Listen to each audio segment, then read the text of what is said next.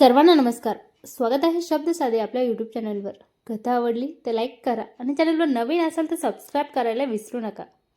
लग्नानंतरचे ते गोड दिवस या अगोदरचे 77 एपिसोड आपल्या शब्द साधे यूट्यूब चॅनलवर अपलोड केलेले आहेत. कृपया ते नक्की जाऊन पहा. भाग 78. अगं ते सगळं माझ्यासाठी आहे. तू ते मनावर नाही घ्यायचं. तुला जे हवं ते तू करायचं. मी त्याच्यासाठी तुला कधी मना करणार नाही.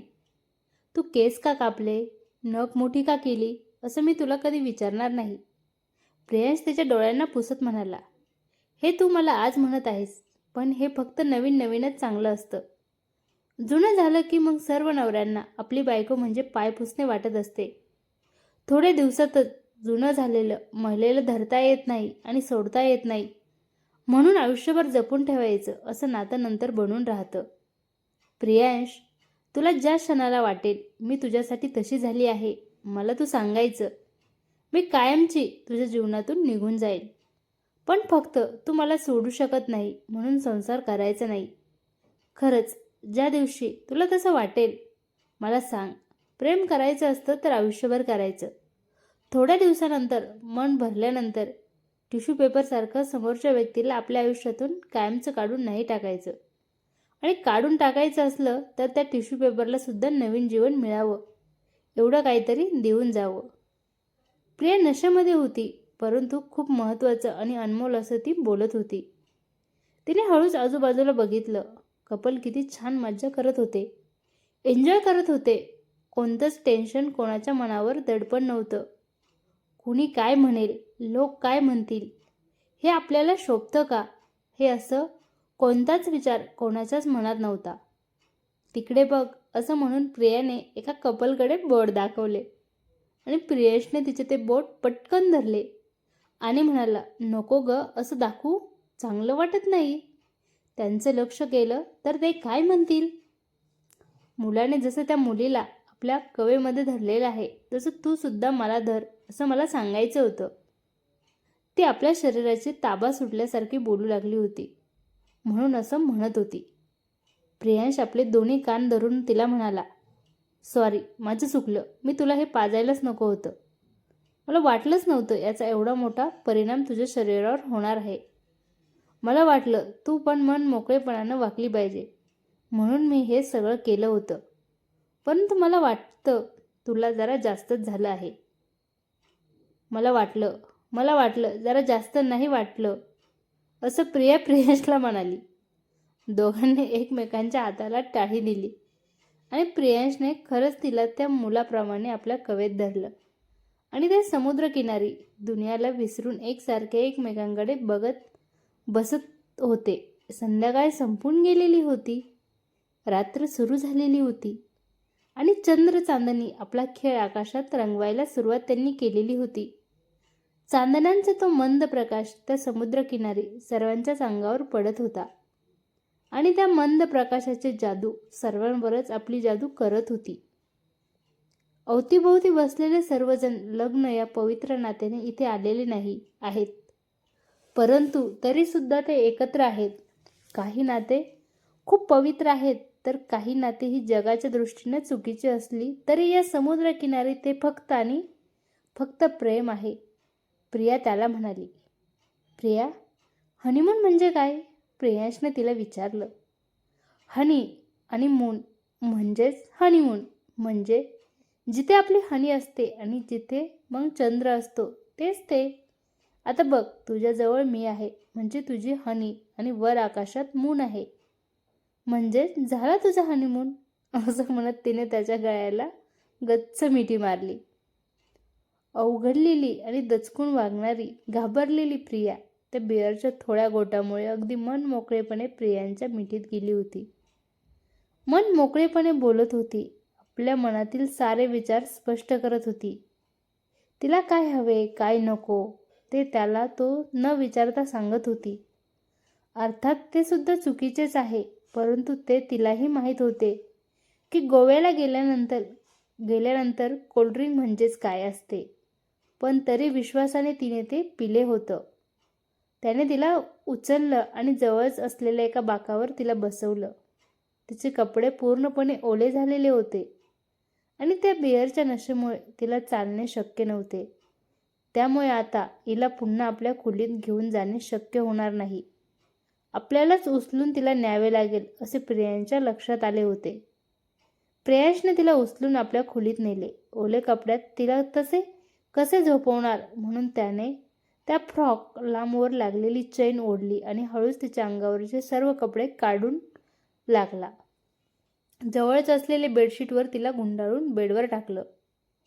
आज पहिल्यांदा प्रिया त्याला तशी पूर्णपणे उघडी, तेही न काही लपवता न काही लाजता ती त्याच्याजवळ झोपलेली होती. त्याने हळूहळू तिच्या अंगावरती गुंडाळलेले बेडशीट दूर केले. अर्थात तोही नशेमध्ये होता, परंतु पहिल्यांदा त्याने तिला तसे पाहिले होते. तो पुढच्या 10 मिनिटांसाठी एकसारखा तिच्याकडे पाहत राहिला. तिच्या शरीराच्या प्रत्येक अवयवाला आपल्या बोटांच्या हाताच्या साहाय्याने स्पर्श करू लागला. हा एक पहिलाच दिवस होता आणि हा पहिलाच क्षण होता जेव्हा प्रिया अगदी बेभान होऊन त्याच्याकडे बघत होती. परंतु तो तसे करत असताना ती त्याचा हात दूर ढकलत नव्हती आणि अंगही चोरत नव्हती. उलट तो तसे करत असताना तिला आवडत होते. त्याने वारंवार तसे करावे असे तिला वाटत होते. ती आपल्या अंगाला पूर्णपणे सोडून स्वतःच त्याच्या अंगावर झेप घेत होती. त्याने तिच्या हातांना आपल्या हातामध्ये घेतलं. तिच्या आवडत्या शरीराच्या प्रत्येक भागाला तो आपल्या ओठांनी रसग्रहण करू लागला आणि मनातल्या मनात खरंच देवाने स्त्रीला बनवताना खूप वेळ लावला असेल, म्हणून तर ती एवढी सुंदर असते आणि एवढी नाजूक असते. थोड्या स्पर्शानं सुद्धा तुटून जाईल असंच वाटत असतं. त्याला पहिल्यांदा प्रिया अगदी मन मोकळ्याप्रमाणे प्रतिसाद देत होती. तसे पाहिले तर तिच्यासोबत शारीरिक संबंध ठेवायची पहिली वेळ नव्हती. परंतु इतक्या दिवस नेहमी लाईट बंद करायचा आणि ती पूर्णपणे त्याला कधीच आपले शरीर दाखवत नव्हती. अंगावर नेहमी कपडे असायचे तिच्या. लाजेची लाली ते तिला तसे करूच देत नव्हती. परंतु आता इथे मात्र ती नशेमध्ये असल्यामुळे तिला समजतच नव्हते ती कशी आहे आणि काय करत आहे. त्याने लाईट बंद केलेला नव्हता, लाईट चालू होता, परंतु त्याचा तिला काहीच फरक पडत नव्हता. प्रियांशला त्याचा पहिला मधुचंद्रनाचा तो दिवस आठवला, ज्या दिवशी लाईट बंद कर तेव्हाच हात लावून देईल याच्यावरून प्रिया आणि प्रियांशमध्ये वाद झाला होता. दोघेही त्या गुलाबाच्या पाकळ्यांना दूर सारून त्याच पांढरशुभ्र बेडशीटवर आपल्या अंगाला झोकून देत आपल्या प्रणयाला सुरुवात केली होती. पूर्ण रातभर त्यांना जागे राहून एकमेकांना प्रेम करणार होते, प्रेम देणार होते. शेवटी शरीराचे तारुण्य जोपर्यंत आहे तोपर्यंत प्रत्येकाने ते उपभोगून घ्यायचेच असते. त्यानंतर मात्र आलेले म्हातारपण कुणालाच चुकलेले नसते. कशाला लाजायचे आणि कशाला लपत बसायचे. सकाळी प्रिया जेव्हा उठली तेव्हा तिला फार अस्वस्थ वाटत होते. तिचं डोकं जड झाल्यासारखं वाटत होतं. तिच्या शरीरामध्ये जणू काही जडपणा आलेला होता आणि वेगळेपण तिला जाणवत होतं. हळूहळू जेव्हा ती आपल्या डोक्याला हात लावू लागली तेव्हा तिला जाणवले की आपण समुद्रकिनारी बसलेलो होतो. आपल्याबरोबर प्रियांशसुद्धा होता आणि आता इथे आपण मनामध्ये कसे काय, म्हणजे पूर्ण रात्र आपण निस्ता विचार तिच्या मनात आला आणि ती घाबरल्यासारखी करू लागली. आपण इथे असे काय आलो, कसे काय आलो, आपल्याला नक्की काय झाले होते, असं काय होतं त्या बाटलीमध्ये ज्यामुळे आपण अगदी स्वतःला विसरून गेलो होतो. आपल्याला स्वतःचे मुळीच भान राहिले नव्हते. आपण फार गप्पा मारत होतो, बडबड करत होतो, उड्या मारत होतो, त्यामुळे आता तिचे हात पाय दुखायला लागले होते. पण त्या नशेमध्ये आपण काय बोललो, काय केलं, आपल्याबरोबर काय झालं हे तिला काही आठवत नव्हतं. अर्थात तिच्याबरोबर जरी तिचा नवरा असला तरीसुद्धा तिला हे सर्व जे झालेलं होतं ते फार विचित्र झाल्यासारखं वाटत होतं. आपल्याला असं नव्हतं करायला पाहिजे. ती बाटली, त्या बाटलीतलं ते जे काय असेल ते साधंसुद्धा ड्रिंक नव्हतं. नक्कीच त्याच्यामुळे नशा आपल्याला आलेली होती आणि त्या नशेमध्ये आपण स्वतःला विसरून गेले होतो.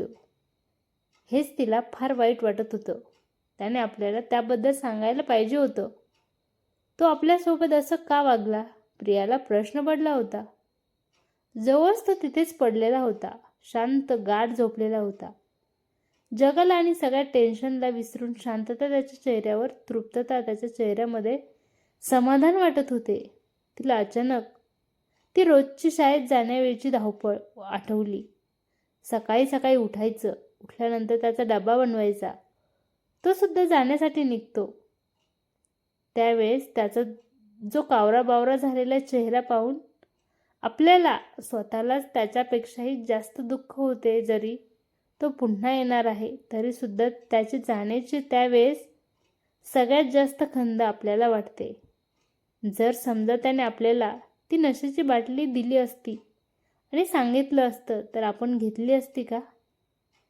प्रियाच्या मनामध्ये प्रश्न आला. मी घेतली नसती तरी सुद्धा हवी कशाला आहे? पती पत्नीच्या नात्यामध्ये अशी ही नशेची आदत. मी त्याला कधी मनाई केली नव्हती. अशा वेळेस तो कधीही एन्जॉय करू शकतो. साधारण वर्षातून एकदा ठीक आहे.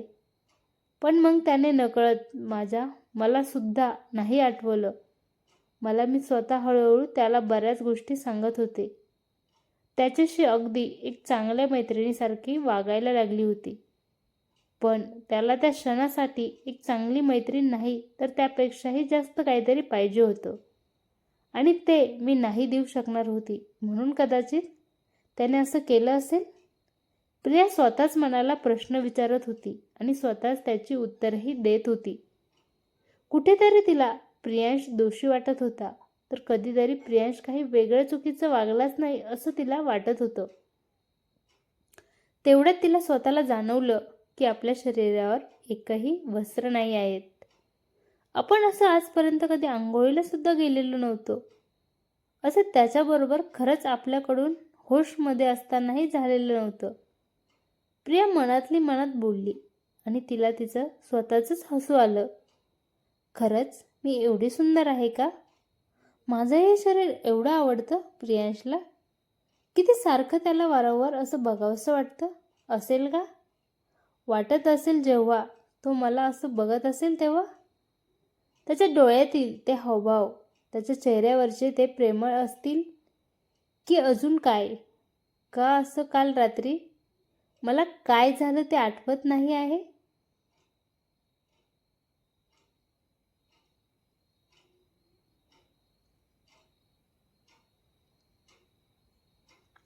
कशी वाटली कथा कमेंट करून नक्की सांगा. आवडली तर लाईक करा आणि चॅनलवर नवीन असाल तर सबस्क्राईब करायला विसरू नका.